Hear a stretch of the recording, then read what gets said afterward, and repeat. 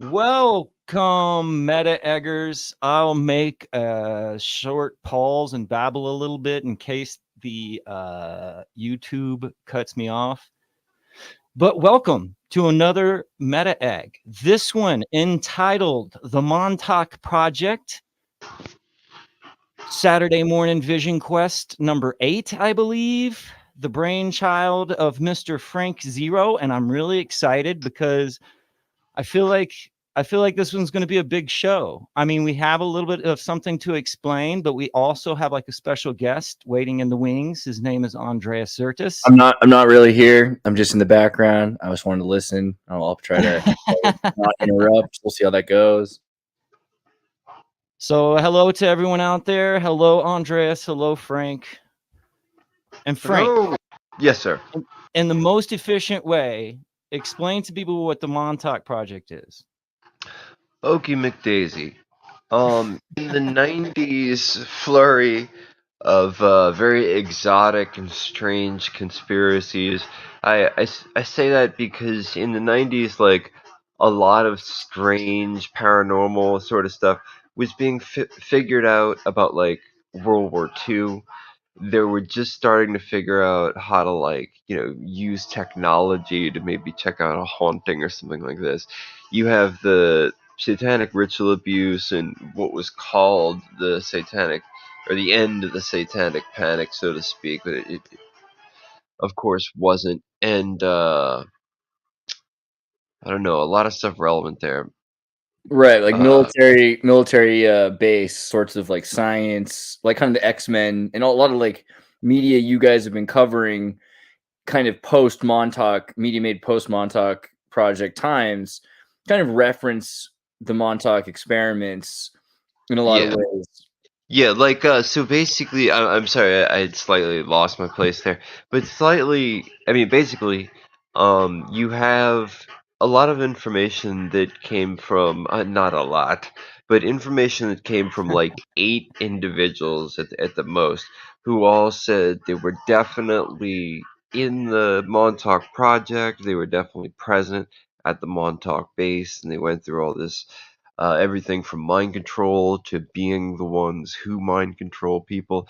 And so this cast of characters who said they were involved are all a little iffy, but what we understand from that and from some uh, little bits of real factual look upable data and stuff like that, we get the idea that this was a exotic extension of where MK Ultra had come to this point, but it was also very important in the advancement of.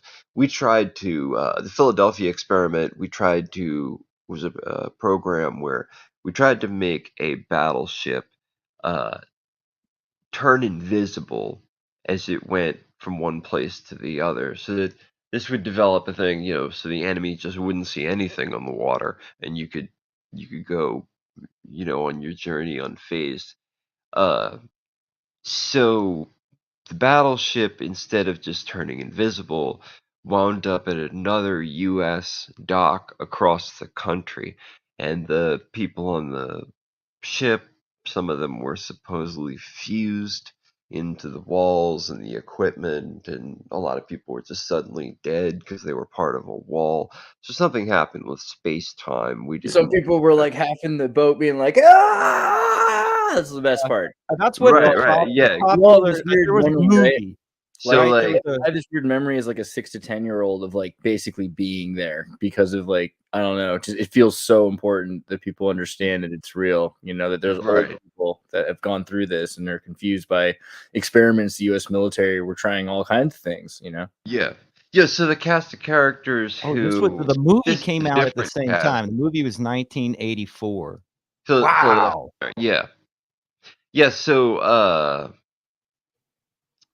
I think there's a few movies That about it. poster's Some aren't hardcore. even called Philadelphia Experiment or whatever. Look at that tagline. The experiment that never should have happened 41 years ago. Go back for a second. Go back. Yeah. The experiment that should never have happened 41 years ago is still going on.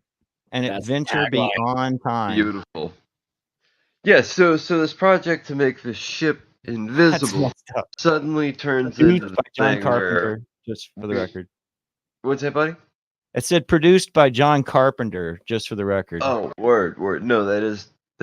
Oh yeah, very there it is, right there. Look, that's the guys like in the boats. Ah, Yeah. like right there. Yeah, Yes. yeah. Yes. And So also, yeah, there's like that a is Han the Solo really. sync about it too. What's Huh? that, man? Oh, it's kind of like a Han Solo sync, also, right? Because like the way he's like frozen in a wall. Carbonite. Yeah. Word. Yeah. Well, it's an idea that has been visited, other times in fiction or whatever, where what if we would go through some portal and we'd come out like stuck in weird places with our limbs coming out in a desert or whatever, be picked off by crows. Moving on, so they went to make this ship invisible. It led to this like time travel, time and space manifesting some sort of stuff. Now you got to realize that the people working on making the ship invisible, the names literally range from Tesla to Crowley. As to who, really had I saw this control of the weird project, thing whatever. about Einstein going to Montauk. I No, didn't Einstein as hit well. it. I didn't look it up. It's whatever. I mean, this is all in the realm of using conspiracy theory almost as fiction, but like there's a lot of people who seem to have been involved with this idea. I think the important thing though is to mention that it's purported that these were kids that the government was experimenting on, right? Like Yeah, I didn't they get often to called like, Montauk yet, but that's the only huh? reason. I didn't get to Montauk yet. I was Yeah, still I just know. like, oh, okay. I'm sorry. Go on. Yeah, I know. No. I mean, like it says it right here that it's basically comes from the Philadelphia experiment. But it's Yeah. also okay. Let's go first off to where Montauk is. Montauk is like in New Jersey, isn't it? Or is it New York? I just know New York is the closest. It's an island, sort of, Okay. or a part of a beach. Have you ever been here, Andres? Do you know about this place? Montauk? Yeah. Yeah, of course. The beaches, bro. The snowy beaches of Montauk, bro. I lived in Connecticut and New York for about a year, and so that was like one of my one of the important places for me to visit. It's really interesting. Kind of, it reminds me of like a cross between San Francisco and Scotland. The way like okay, this is the Montauk Monsters, right? The idea. Oh shoot! Look, there's Coleman. What would be really good to talk to you about Montauk also is There's Paranoid Lauren American. Coleman. Paranoid American Thomas, because he's done a lot of research on Montauk. I think he lived near there for a long time. He's researched like the Ninja Turtles connection to Montauk, the idea of like the Philadelphia, the turtles originally from Philadelphia, then to New York City, and New York City because of the Montauk, or the flow or something. The original stories are all connected to Montauk. Yeah, so getting back to just the timeline, guys. So what they learned to do when they tried to make the ship invisible is something related to portals and space-time, which I get there every time I'm trying to explain this. And then after that, we get Montauk. So they're using, in a way, portals and stuff, but they're doing a whole lot of different experiments. But what it involves is basically collecting children and then from that demographic, seeing which ones have the most high ranging or the most ability when it comes to psychic powers. And we'll see Cobra looking for the same thing in one of these cartoons, it's referred to as psionics. But basically, they're taking kids off the street. They're almost kidnapping kids. They're taking kids who are vagrant or run away for a day or whatever. Suddenly, you're getting in a van and you're going to Montauk. And they were trying to use these children's imaginations along with the sort of portal technology that may have been opened up or figured out with the Philadelphia experiment. And they were trying to get the children to manifest the same thing Cobra is in G.I. Joe, manifest some sort of defense, some sort of powerful figure, whatever comes out of their imagination that is trouble for the person fighting it. You know what I'm saying? So they're training these children in a lot of sources, and a lot of the history will tell you that this was a Fourth Reich operation. This was to take what we now know what it would have been called for a long time, the Montauk boys, these kind of shaved head, age 12 to 18, kind of been brainwashed with all the Nazi super soldier or whatever. But now the super soldier thing isn't just like you're fighting for your country, you have German blood. That means you're basically invincible. Now it's this other application, like you are literally physically a super soldier. Like they did something to with chemistry, they did something with your blood, they did something with now you have cybernetic parts or robot arms or whatever it is that can assist you in the field, etc. So they make these Montauk boys. Some of these are alive today and, look the camera dead in the eye or the interviewer dead in the eye and explain this whole thing about training from a young age to be. There's a lot of movies about people having a lifelong commitment and journey to being an assassin, and that kind of goes in here. So if you can imagine, at the beginning of time, we have the assassins who use opium to kind of brainwash little boys into going and stabbing people in the middle of the night. They were ruthless, and they were called the assassins. And then that evolves all the way into like ninjutsu and the first like stealth warriors and how to apply that in a field, a world that's turning to like guns and bigger technologies and stuff like that.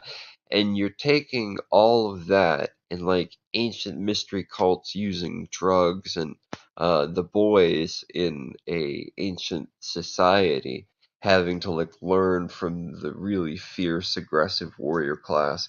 You're taking all this super soldier philosophy or extreme combatant philosophy, whatever you want to call that, and from all over the world, and you're integrating it into a kind of system with, something like you're giving them steroids or you're giving them super clear vision or you're like making their legs run 3 times faster, whatever augmentation you're going to make to this person.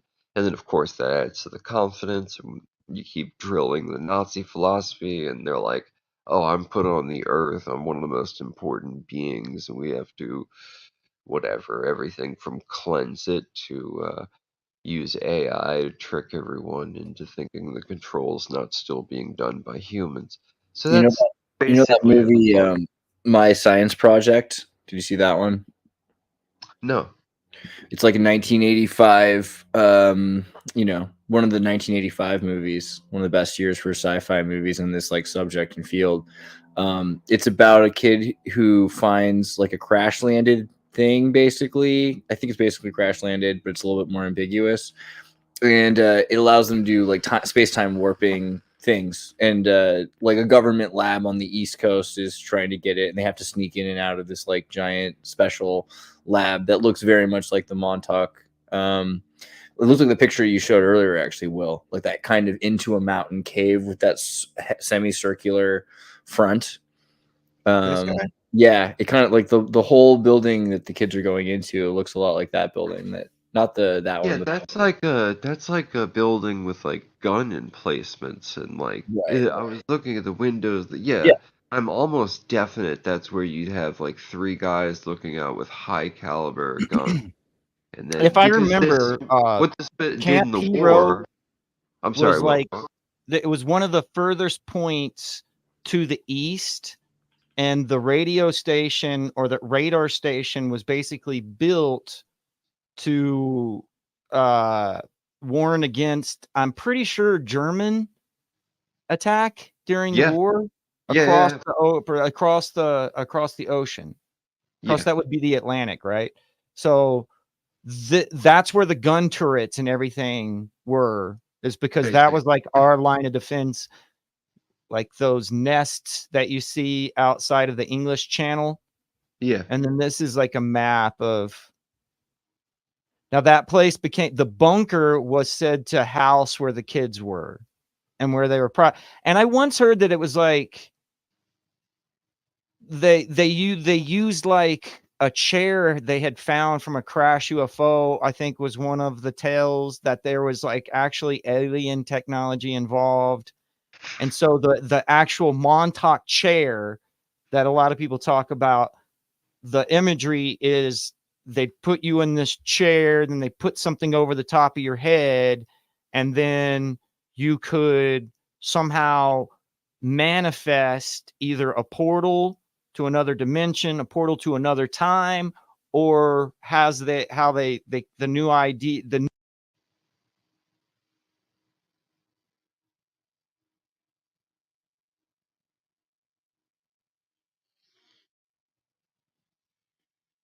Am I crazy, or is Will just muted himself and we can't hear him?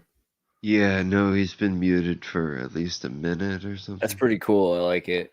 That's Yeah, pretty me too. Me too. Did you know someone in the comment section said that the pro wrestler Rob Van Dam claimed to have fallen through a time tunnel in Montauk and met talked to Nikola Tesla briefly. Rob Van Dam's like your average like wrestler, like world. Oh, UFC. yeah, no, I'm very ECW. I'm very familiar with the Van Dam, or the second Van Dam. The world knows the devastation of the first Van Dam. I mean, the idea that he fell through a tunnel in Montauk is not out of the it's not out of the question. Like all I could imagine while you were describing this to me was like one of those, like in a movie where they have so much darkness that all you can do is focus on the character is the only thing visible and everything else is black type of scene. And wait, remind me what you said. Remind me what the punchline was. Oh man, I mean, Rob Van Dam, I believe it. Yeah, all I could imagine was him doing like one of those, like you lift your leg up and you jump from a distance onto a table and it breaks under you or whatever. All I could imagine was him doing that to what was the rest of your what was the To what was the Montauk, rest- to the aliens, or to Nikola Tesla? To Nikola Tesla, right? He's supposed to have met Nikola Tesla. Hold on. No, that into another dimension. All I could imagine was him doing that type of jump and kick Oh down yeah, and just going like zoosh into another dimension or That's, black. that's fair. Yeah, that would be Yeah. overwhelming. Alex looks like an NSYNC band mate with that haircut, and it's too bad he's not in here right now. Look at that. There is. He looks so clean. It's like if Tom Cruise was in NSYNC. It's pretty good, I gotta say. I can hardly make him out. Maybe it's just my eyes. But Stonehenge. There we are. So Stonehenge is where they decide to make their base in this lovely episode. So that's where they take the psychics they're kidnapping from all over the world. There they are, psychics. And this poor guy's like, "Are you letting me free? Finally?" Okay, so there's one of the psychics who's been mind controlled. So she's sitting there meditating, but she's totally like under Cobra brainwashing, and then she's using her astral body to inadvertently, under Cobra's control again, to try to harm other Joes. And I don't know this woman's name. I know she has like resemblance to Mara, the underwater lady, the underwater super soldier. Actually, I should clarify. There's Montauk, the dish. Use your imagination and put this tree away. And here's some words. There they go.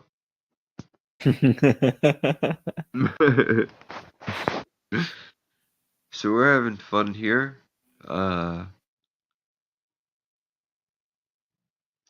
So Andreas, Will's microphone is Will's microphone broken? Because it looks like it's unmuted, but we can't hear him. No, yeah, it's just broken. That must be it.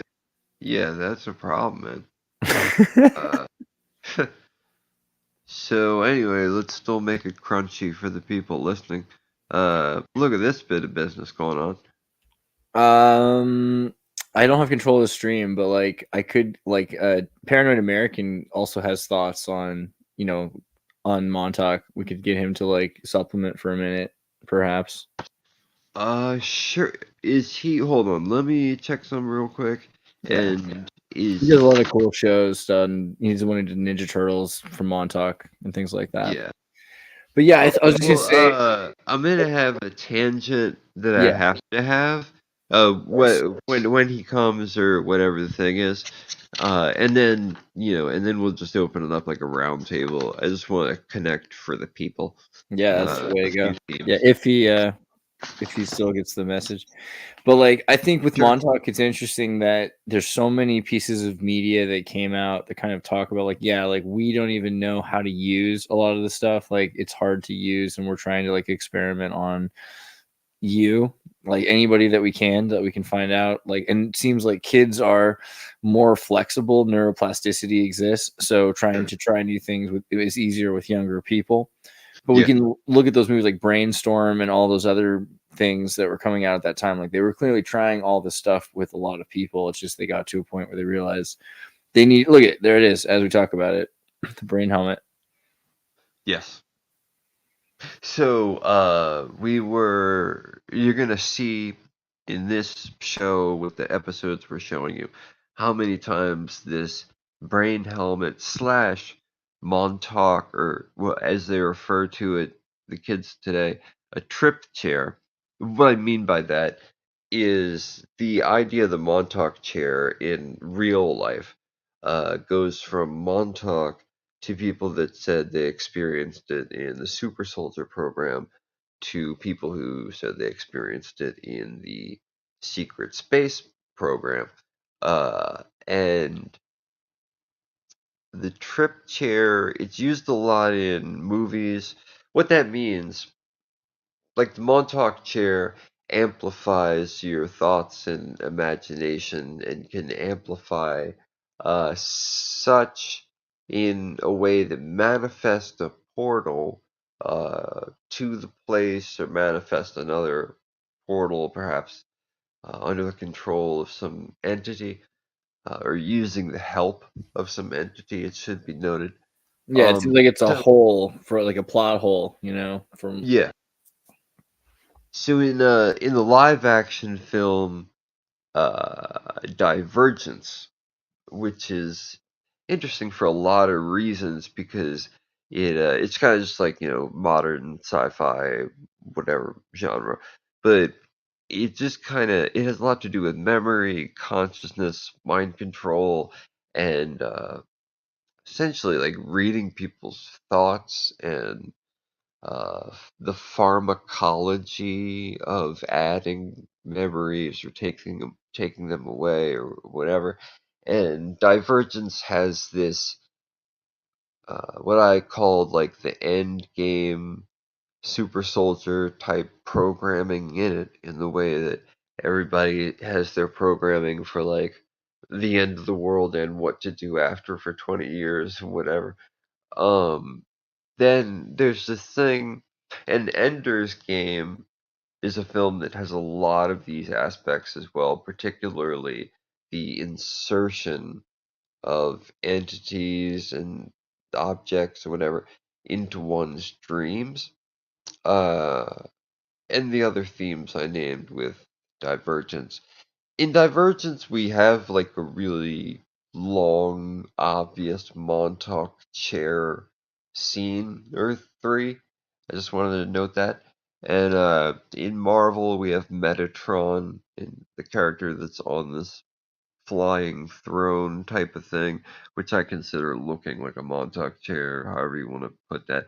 Professor X, just like in G.I. Joe and Defenders, comes with a helmet, but the amplification of his powers actually comes with a chair and a large room with all this computer stuff, whatever. Cerebro is what we call Yeah, that. I was gonna say because someone was saying like I looked distracted for a second because that hit a car, that hit hit. I want to say that hit a card. That's probably the wrong expression, but Orson Scott Card was the great great grandson of Brigham Young and was raised Mormon, right?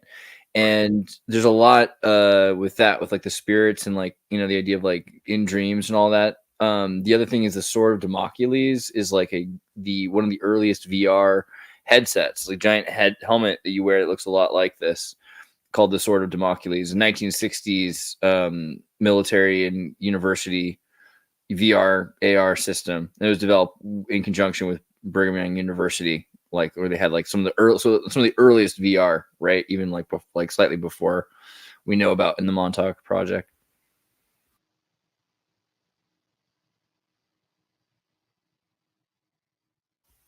Frank fell asleep. I'm good. Oh, okay. Good to go. Sorry, I thought it was boring. And Will's muted. Will, could you do like miming? Did you take miming in French clone school? Thank you. That's like a charade kind of thing. Yeah, exactly. That was kind of a clone. You were like a clone. How do we get Will back? You Um. could call us, I guess. So, did the homie get back to you, Andreas? Let me see. Looks like not, did he? Or did he? Okay, let me explain this weird thing real quick, and I just want to get this out the way, and then I'm sure we can do another cartoon or something like that. I was just trying to read Yeah. Will's lips. I looked bewildered. So there's this really weird name game that winds up being like a sync overload,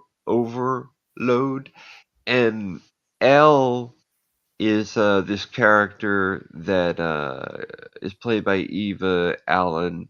Uh, Elena, I'm sorry, is from Beyond the Black Rainbow, and she's like a girl with psychic powers, and she escapes her captors who are total MK Ultra sadists, and I think aliens if you read enough into Beyond the Black Rainbow. So we have L, then we have L 11 from Stranger Things, and she's, a girl in captivity with psychic powers and mind control. And you go, you get my point. And then you have Eva Lucian, which is from the ARG art project, whatever you want to call it, the Nonchalance movement, or the Jejun Institute, which is more of a new age focused artistic, geometric kind of side of nonchalance.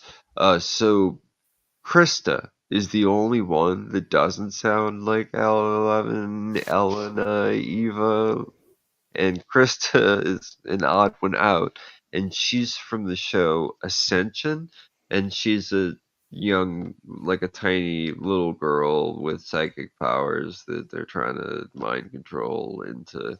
You already know what I'm going to say. So this is this repeating theme I noticed, and they all had such similar names. And then Elena from Beyond the Black Rainbow is in Caprica, but she's also in Falling Skies. Uh, then what was I gonna say?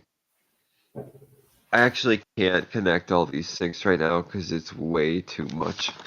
But the actresses themselves who play all these L names have other connections, and I'll just leave it at that. Yeah, and if anyone's interested, it's very interesting to me. The Jejun Institute, Jejune, is from like a series of movies describing an ARG and art project wrapped inside what seems like a real life tragedy with like some of the people involved or one of the people who died, or I don't want to ruin that, but it's very, very interesting, and I think beneficial on the level that ARGs can be artistically, that it's very deep in its own philosophy and uh, complex in its own curriculum. Oh, words. Will we miss you? Okay, so that's all I wanted to say about the sinks there. This is probably the best possible thing, though, right, Frank? We can just kind of like encourage you, and then you can keep talking because, like, usually you get interrupted, like I just did. Yeah. Yeah, or what I also do a lot is just I have a Biden moment where I'm like, that's the exact point after episode 56 if you think about it, and then I'm like, is probably good. Guys, what was I saying? Will's good at keeping a bookmark when he hears me start to like. It's like I get more and more balloons in my hand of ideas, and then I just go "Ooh," while I'm talking, and then all of a sudden I find myself just in the middle of the air going. Well, it seems like there was such a evidence of the 3 Mile Island and Montauk Project, like collectively, all the kinds of things that people were interacting with, that people expected and anticipated rapid mutation, transhumanism, and cancer, but also like manipulation, exploitation of that by corporations and by state bad actors in bad faith. Yeah, So yeah, for just sure, like man. these I comic didn't mean books. to give you. These comic books and these movies and these everything like that, they're like they're damage control on one hand, but as it states, like it never ended. So there's kind of predictive programming too that's like saying, get kind of comfortable with this, don't be so shocked by this, because every time you see it in a movie, it's one of the main things it does. I hate to say it, but it kind of desensitizes you, at least to the extent of it's not the first time you've ever seen that, right? Like if I go into a car, like, well, I've driven in a video game so much that it actually, like, I think made it easier for me to drive a car younger, perhaps. So like virtualization, I'm not as shocked by it. I don't know if that's completely true, but I think a lot of people are not afraid of like Metal Gear Solid, like anticipated fake news and post-truth media control, and a lot of people who play that game are a little bit better adjusted, right? So I think that's like a thing we see with this media is it's like a better adjustment in some respect for a world that didn't exist in the 50s and 40s for a lot of people. Most people were superhuman. Like I mean rather, they were extraordinary. They're completely without AI or like machine technology. Artificial intelligence has been going on for a long time. You had people in universities that were learning artificial ways. For the most part, it wasn't until like the 70s and 80s that you have people that are like interacting with computers and learning how to think from computers. Right. Yes, Met Egg. Too bad. Too bad no one can hear you speak. I think I put Frank to sleep. I'm glad I put Frank to sleep on that because I was worried like anytime I bring up Mormonism, I was like, if it's just Mormonism that makes him fall asleep, that's like really important because Reiki, if he's getting like physically fatigued from the data, then that must be bad. It's like vampirism. No, buddy, I skipped sleep last night. I know I Yeah. do too. I'm a big fan And of like working all night. I can't help myself sometimes. I'm just Last gonna night I be slept. It's I'm crazy. just gonna be honest. I piled a coffee and an energy drink, and I'm totally with you. But for some reason, you know what? And this happened when I was a kid too.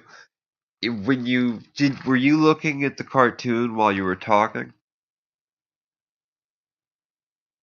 A little bit. I might have missed like particularly what was going on. It was just all the kids being brainwashed with their eyes flashing, and they're all like repeating one message or whatever. Oh, what And message were even they when I was repeating? a kid, those particular sequences, like I remember like passing out to. But also as an adult, when I started writing the Contact 2 chapter Saturday morning Vision Quest, like the origin of this whole mission that started in Sync 2. Not Contact 2, I'm lying to you, the Sync book 2. Um, when I was writing it, stuff was cool. Oh, when I was reviewing these shows, the first time I saw that kind of like strobe that.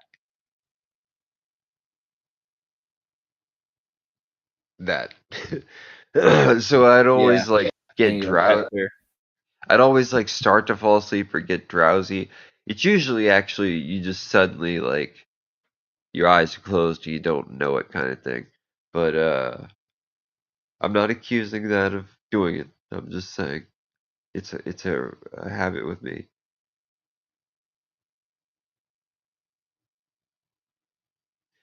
This blue skinned jerkhead.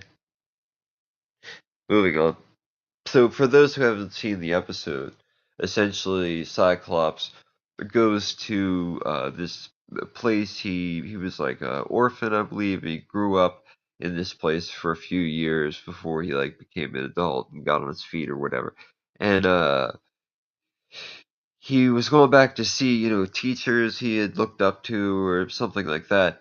And he notices that the kids are like a little weird about this guy, Mr. Kilgrave, who apparently paid for everything they eat and wear and their entire lives or whatever. But they seem really scared of him, like he's a little too creepy. And Cyclops also gets a vibe off the dude. So then when one kid starts explaining like he's got a secret basement and that's where they do weird things to the kids and all this whatever, Cyclops is of course ready to fight. And so he pursues this guy and eventually checks out the basement place where he has all the kids strapped up.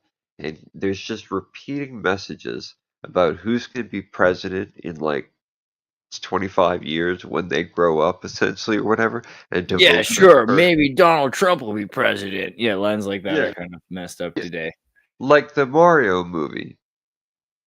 Like the Mario movie has Then the top posters dress Trump, and yeah, Koopa right, Trump, yeah, and then the Back to the Future with the Biff Tower.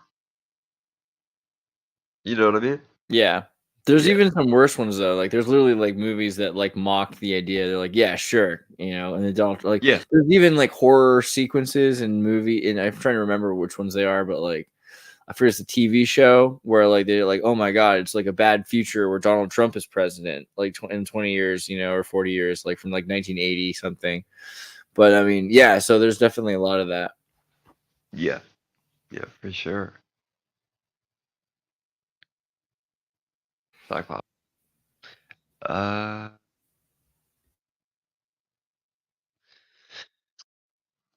okay. I was checking me notes. If you have any thoughts, sir, feel free. Well, thinking about Eternal Sunshine of a Spotless Mind. Oh, He might tell us if he had unplugged and replugged his microphone back in, or this No, is silly. This is oh. silly. Your input? Have you checked your like settings input? Like, have you tried? Oh, Will. Oh, Will. I'll try to read it. I'll try to read it for you, just because. Joel re-experiences his memories of Clementine as they are Hold it together, bro. Hold it together. As they are erased, starting with the last fight. As he reaches earlier, happier memories, he realizes that he does not want to. Okay, I'm going to read this better again now that it's not moving. Joel re-experiences his memories of Clementine as they're erased. Starting with the last fight. As he reaches earlier, happier memories, he realizes that he does not want to forget her. His mental projection of Clementine suggests that Joel hides her memories that do not involve her. This halts the procedure, but Stan calls his boss, Howard, who arrives and restarts it. Joel comes to the last remaining memory of Clementine, the day they first met on a beach in Montauk. As the memories crumble around them, Clementine tells Joel to meet her in Montauk. Yeah, that's cool. The whole thing. She's like, meet me in Montauk. Yeah. Yeah. That's like the best part of the movie. And the snowy beaches of Montauk, bro. Yeah. I also wrote a pop song randomly with Ian Crossland when we were living in Connecticut. That was supposed to be like a 15-minute song cookup. That was, Shit. I want to Shit. meet you at the old beach house we used to sneak into while your parents were out of town. But yeah, there's something about Montauk. There's definitely a line in there. I think it was in Montauk. Yeah, just randomly. So there's something about Montauk, bro. It's a cool beach. What was Montauk like thousands of years ago? Like maybe you should look up like the history of Montauk. Like, did the Native Americans fish there? Which tribes? Like,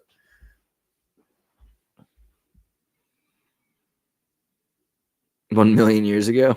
All right, well, calm down. I don't know about a million years ago. Let's see. What says? Just click on Montauk, New York. Go to the histories. Oh, it just starts in the 17th century, huh? From the Montauk tribe, an Algonquin tribe. Okay, interesting. I have to zoom in. It's hard, but to sell Gardner's Island. And he tries to talk into his microphone again. Man, it's like you can't learn. And I can't play any of my music because I don't have control over the stream. So like, otherwise, I would have, guys. I'm sorry. Only a 32,000-pound man could save this show. I should try calling him. I'll just like give him a little ring. We'll see if that does anything, because that'd be kind of. Let's see how that goes.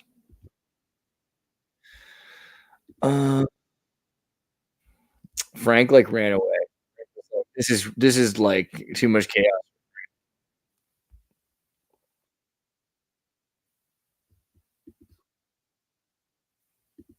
Oh, probably like it's summertime. We're all. I was making a nice music video before this. I don't think we're gonna get Thomas. He's probably gone outside, away from his desk. And everyone doesn't know that about Thomas, but he does go away from his desk.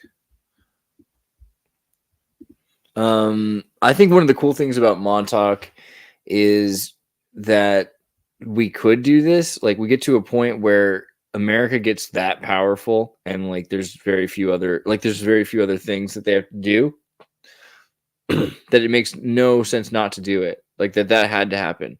And so we reached this like pinnacle point of America, of freedom, or whatever you call it, of opportunity for phenomenological diversity. And that's kind of cool. People would often be like, oh, it's so terrible that the government experimented like that, but it's inevitable. And you've seen, the Soviet Union's experiments, and you see what China does. And I mean, making super soldiers is a better goal than pacifying your masses. I think it's reality check. Like, that was a better goal, that we make that the nightmare goal instead of making people subdued. I think that subduing is actually far more frightening, and people seem to be completely fine with that. But just my take. Let's look and see if there's any questions here. Like the Jekyll Island tribe, Patagonia giants, where they signed the Federal Reserve into law, it might be close. I'm not sure. Yeah, Jekyll Island's interesting, but that's not Patagonia. Were there Patagonia giants? Like, I mean, that's interesting because Patagonia giants, because Jekyll Island's up in the Carolinas. So I don't know. I mean, I wouldn't be surprised if there were. Are you trying to say there were Homo capensis, like redheaded giants, like the 9-foot giants in Jekyll Island? I didn't know that. It's kind of interesting. I'd like to look into that more. Look into some more comments. Fellas, if government can manipulate a crisis, then what do you think is coming from God soon? Very soon? No. I'm not saying the end of the world. Fear something else. Yeah. I think even for people that are like not anthropic in their view of spirituality, just like the nature of things, there are consequences, right? So, enough pressure builds in a volcano, it explodes.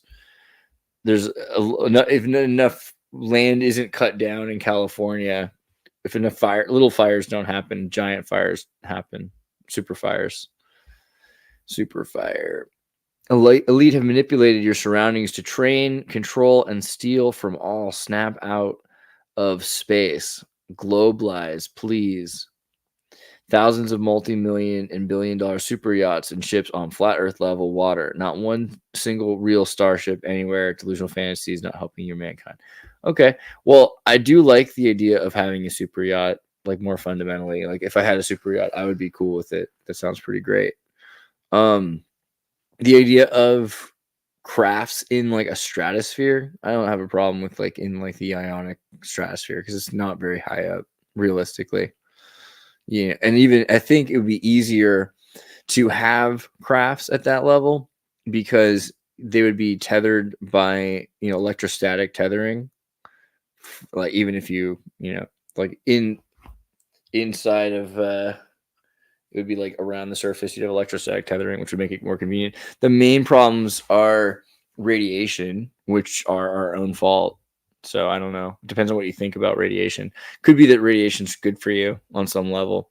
You know, who knows? Like some people are really worried about radiation, but microdoses of radiation are used in traditional medicine, radioimmunotherapies.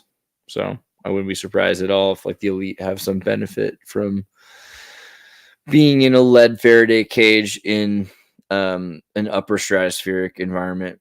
Seems reasonable. Yeah, I think Andreas on that island says 333D3D. I think that the Andreas would be like a chain of islands. They probably are somewhere, and we just need to get those islands. I got a thing I can just like segue into since like I'm gonna talk. What is this thing? What's his name? There's an island.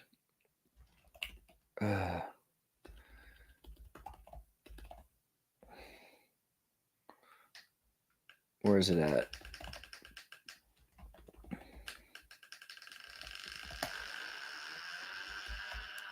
Can't even find it now. Basically, there's an island somewhere that was basically abandoned, and it had like most people moved away from this island, and the only people living on the island are like pedophiles and like criminals, right? And they're like in their 70s and they're gonna die soon. But the island, because of that, they've got all this money that they've got in the infrastructure because it's like part of the British Commonwealth. And so they're able to manipulate for government funds.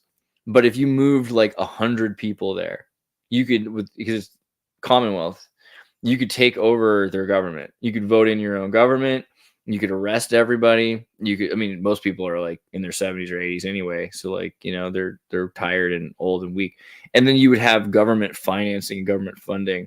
You could have, you know, they have to send oil, fuel, water, like to repair ships. People stop there in ports on the way there. So there's like money that can be made from like like people that stop there to refuel or whatever the deal is for a night. Am I muted? It says I was muted. I don't know.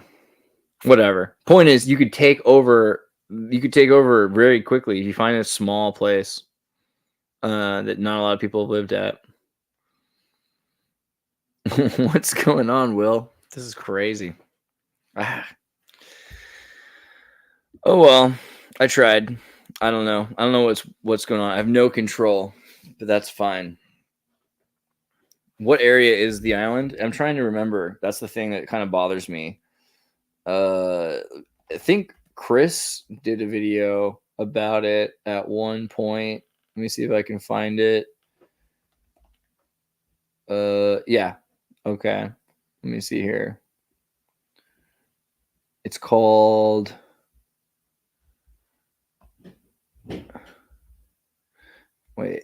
Pitcairn Island. Here, let me present, Will. I'm going to pull up a picture and you're going to share my screen. Can you click that? Will? Will? You there? Will? Hello? Is he frozen? Will is frozen, I think. And what's even happening? Okay. All right. So I can't even show you my screen, which is ridiculous. This is the most ridiculous stream. I can't even stop the stream. I have no power. So I'm going to pull it open on my phone, and I'm going to show you guys on my phone. This is where we're at.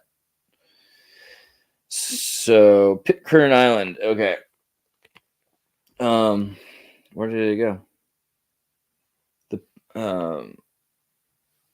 The Pitcairn Islands are a group of 4 volcanic islands in the southern Pacific Ocean that form the sole British overseas territory in the Pacific Ocean. The 4 islands, Pitcairn, Henderson, Ducie, and Oeno, are scattered across several hundred miles of ocean of combined land area of about 18 square miles. Henderson accounts for 86% of the land area, but only Pitcairn Island is inhabited.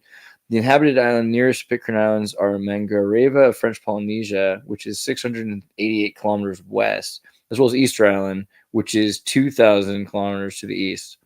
Pitcairn Islands are biracial ethnic group descended mostly from 9 bounty mutineers and a handful of Tahitian consorts, and is still apparently from the surnames of many of the islanders. The mutiny and its aftermath have been the subject of many books and films. As of 2020, the territory has only 47 permanent inhabitants. Okay, so let me show you where this is. This is the world, right? And there's India and there's Australia. This is up there, right? No. It's down there. Okay. So if we wanted to, we could move 100 people, right? Probably about the amount of people watching the stream. You can move 100 people to this island, and you start to vote for your own policies because they're a British Commonwealth territory. They have all of this money.